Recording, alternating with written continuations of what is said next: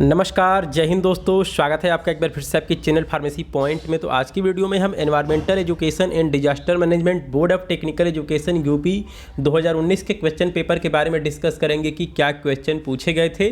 और इसके पहले मैंने आपको 2020 का क्वेश्चन पेपर करवाया था, उसका मैंने इंपॉर्टेंट क्वेश्चन आपको करवा दिया था। अब देखते हैं कि 2019 में क्या क्वेश्चन पूछा गया था और इसमें से कौन कौन से क्वेश्चन आपके एग्जाम में या फिर स्पेशल बैक पेपर में रिपीट हो सकते हैं। तो चलिए आज की वीडियो को शुरू करते हैं। उससे पहले आप इस वीडियो को लाइक अवश्य करें।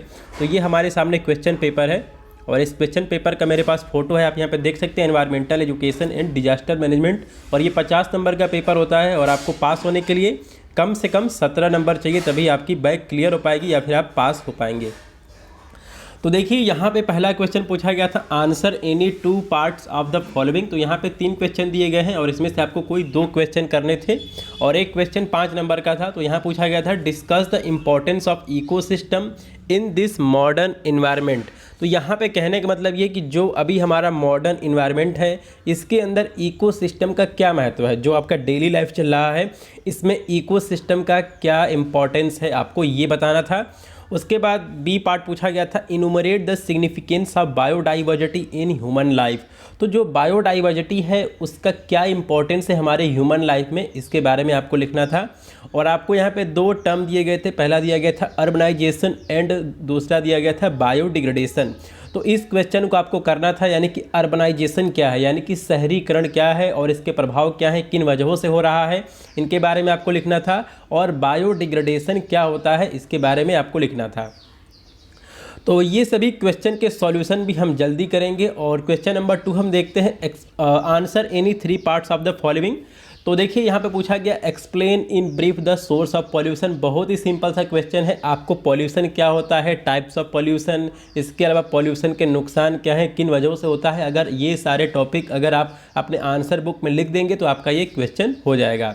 उसके बाद अगले क्वेश्चन करते हैं, अगला क्वेश्चन पूछा गया था, differentiate between natural and man made pollution with example. तो देखिए यहाँ पे लिखा गया नेचुरल एंड मैन मेड, यानी कि आपको यहाँ पे पॉल्यूशन के बारे में लिखना है, लेकिन आपको जिस पॉल्यूशन के बारे में लिखना है उसको आपको क्लासीफाई करना है नेचुरल, यानी कि ऐसा पॉल्यूशन जो कि प्राकृतिक रूप से होता है। और दूसरा मैन मेड पॉल्यूशन, यानी कि ऐसे पॉल्यूशन जिसका जिम्मेदार इंसान है। तो इसके बारे में आपको लिखना है एग्जाम्पल के सहित। उसके बाद इसी में अगला क्वेश्चन पूछा गया था, differentiate between biodegradation and biodegradability. तो आपको बताना है कि बायोडिग्रेडेशन और बायोडिग्रेडेबिलिटी में अंतर क्या होता है, इसके बारे में आपको लिखना था। और अगला क्वेश्चन पूछा गया था, discuss the use of biopesticides and biofungicides to uproot the problem of microbes from plants. तो जो भी हमारी प्लांट्स हैं, यानी कि खेती होती है, जो भी फार्मर से खेती करते हैं, उनको बायोपेस्टिसाइड्स और बायोफंगिसाइड यूज करना पड़ता है, यानी कि कीटनाशक और फंगीनाशक यूज करना पड़ता है। तो उसके यूज के बारे में आपको लिखना था। और ये क्वेश्चन मैंने आपको करवा दिया था, right A note on ozone layer deflection and its effect on environment. तो ये क्वेश्चन मैं आपको फिर से करवा दूंगा। ये बेसिकली आपका ग्रीन हाउस से ही रिलेटेड ये क्वेश्चन है। तो यहाँ पे आपको बताना है कि ओजोन लेयर, जो हमारी ओजोन लेयर है, उसका डिप्लेक्शन क्यों हो रहा है और उसका असर वातावरण पे क्या पड़ेगा। तो इतने सारे इंपॉर्टेंट क्वेश्चन पूछे गए थे 2019 में। अब चलिए हम इसके बाद इसका सेकेंड पेज देखते हैं। सेकेंड पेज में क्या पूछा गया था, तो यहाँ भी आपको क्वेश्चन नंबर 3 में पूछा गया था, answer any 2 of the following. तो आप यहाँ पे देख सकते हैं, discuss the role of green house in disaster management. तो ग्रीन हाउस वाला क्वेश्चन मैंने आपको करवा दिया था और अगर आप उतना लिख देते हैं तो उतना बिल्कुल काफ़ी है, इनफ है, तो वो आपके लिए बिल्कुल सफिशियंट है। और इसमें पूछा गया था, एक्सप्लेन द टर्म डिफॉरेस्टेशन। तो डिफॉरेस्टेशन क्या होता है, रिफॉरेस्टेशन क्या होता है, अफॉरेस्टेशन क्या होता है, ये सभी आपको टर्म पता होना चाहिए। Discuss the factor promoting deforestation. तो यहाँ पे डिफॉरेस्टेशन का मतलब होता है जंगलों की कटाई।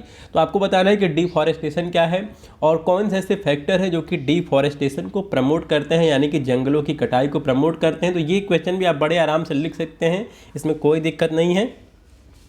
और यहाँ पे पूछा गया था, discuss A case study of bad impact of deforestation in India. तो आपको यहाँ पर एक केस स्टडी लिखना है इंडिया के अंदर जहाँ पे डिफॉरेस्टेशन यानी कि जंगलों की कटाई को वहाँ पे किया गया और उसका प्रतिकूल प्रभाव यानी कि एडवर्स इफेक्ट वहाँ के जो भी वहाँ का एनवायरनमेंट था वहाँ पे पड़ा। तो चलिए इसके बाद हम क्वेश्चन नंबर 4 देखते हैं। यहाँ पे आपको बेसिकली शॉर्ट नोट लिखने हैं। और इसमें दिया गया है right short notes on any four of the following. तो ये भी बहुत ही सिंपल सा है, जो क्वेश्चन आपको पहले लिखने हैं, अगर आपको उनके बारे में थोड़ा सा भी आइडिया है तो आप इन सारे क्वेश्चन को कर ले जाएंगे। अब तो इसमें पहला पूछा गया है बायो फंगिसाइड। तो इसके पहले भी यहाँ पे क्वेश्चन पूछा गया था, मैं आपको दिखा देता हूँ।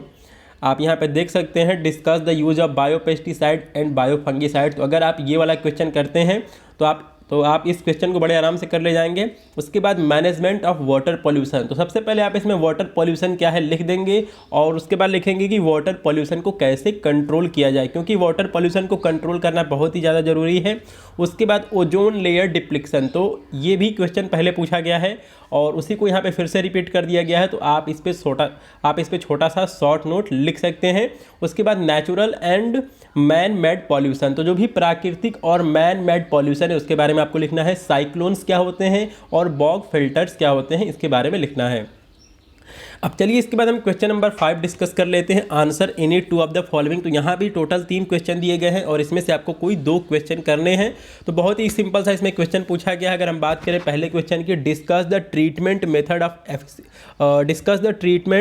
Method of effluent domestic water, waste water and industrial या फिर माइनिंग वेस्ट वाटर। तो आपको यहाँ पे ट्रीटमेंट मेथड लिखना है किसका, एफ्लुएंट डोमेस्टिक वाटर का, वेस्ट वाटर का एंड इंडस्ट्रियल या फिर माइनिंग वेस्ट वाटर का।